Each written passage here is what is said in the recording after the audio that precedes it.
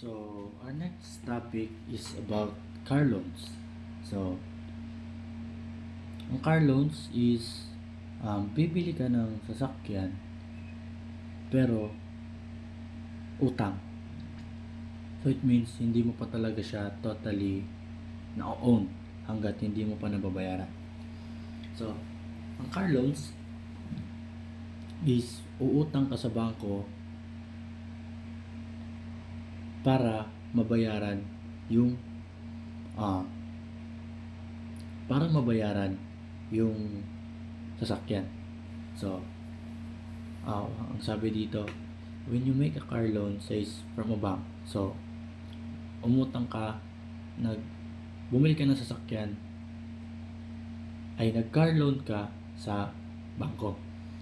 The vehicle you intend to purchase such as the security or collateral. So it means, halimbawa, nagbabayad ka ng car loans mo. Tapos, hindi mo siya nabayaran. So, kukunin ng bangko yung sasakyan.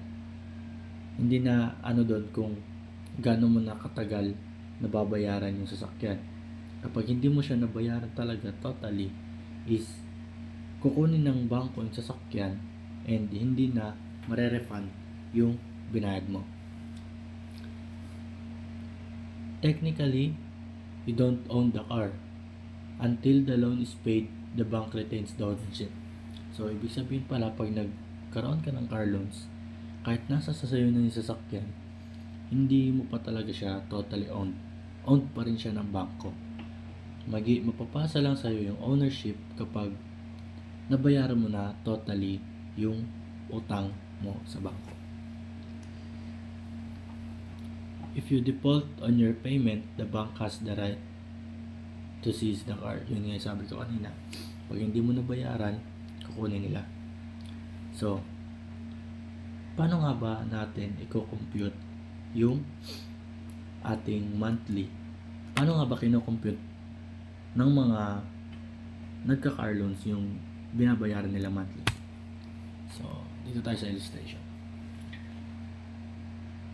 Assuming that the loan is amount 250,000 at 5% annual interest rate to be paid in 36 months. So, sa pag-compute, kukunin natin yung PRT. P stands for principal, which is yung 250,000 K. Next is yung rate, yung 5% per annum. Convert natin siya sa 0.05 decimal. Tapos yung time, 36 months or 3 years. Sa pag-compute,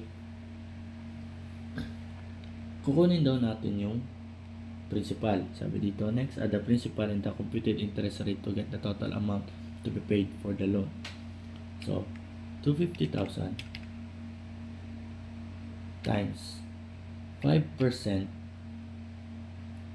times 3 equals, makikita natin dito, 37,500.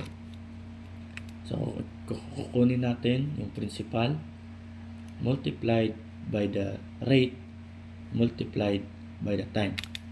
So, magiging equals noon is 37,500.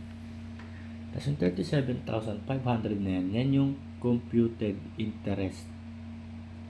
So, i-add natin siya sa principal. So, ang magiging total nun is 287,500. Next step is to divide the total amount by the number of installment payment. Okay. So, yung 287,500 i-divide sa 36 months. Hindi kasi natin siya pwedeng gamitin by year kasi babayaran mo siya monthly. Okay? Kaya naging 36 months siya. Divided by 36. Okay. Ito siya. same siya. 7,986. So, dahil nakuha natin yung total amount ng payment natin sa installment, your monthly installment payment is 7,986. Babayaran natin siya in 36 months para fulfill natin yung payment natin in 36 months.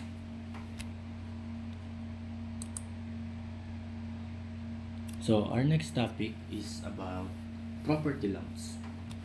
Sabi dito, usual real property loans are lots or house. And iba pa, lots, house, any property. Like in car loans, usually the collateral or security for a property loans is a property subject to the loan. So, kung ano yung inutang mo gamit dun sa bangko, yun din yung magiging collateral mo in case na hindi mo siya mababayaran in certain period of time. You have no enough money to pay the purchase in full price. Fortunately, you have enough for the down payment. So, the down payment ka muna bago ka makapag-loan sa bangko. You go to the bank offers you the following loan package to choose from. So, punta tayo sa illustration. Ito sa illustration 1, earn and invest your money somewhere else and pay us back on the maturity loan. So, ang loan term is 10 years. Interest rate is 5% per annum. Loanable amount is 500k. So, kailangan mo maibalik sa kanila yung 500k in 10 year. So, ganun din dito sa other